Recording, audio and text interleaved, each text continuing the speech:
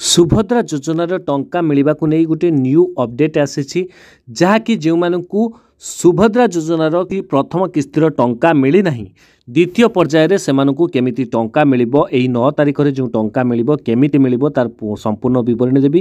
तेबे ता पूर्व कहि दउछि जदि आपण माने निया करी आम चैनल आछंती ताल निश्चित चैनल टी को सब्सक्राइब करिवे।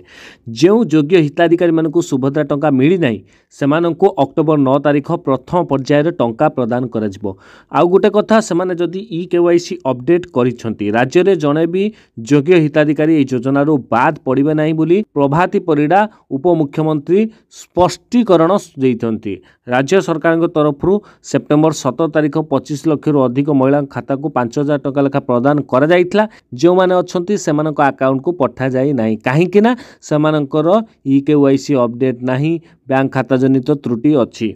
तो सेही मानको विशेष करी अनुरोध से केवाईसी अपडेट कर दियंतु काहेकि ना 9 तारिख रे सेही मानको अकाउंट को आसीबो टंका। तो एटा गोटे गुरुत्वपूर्ण खबर।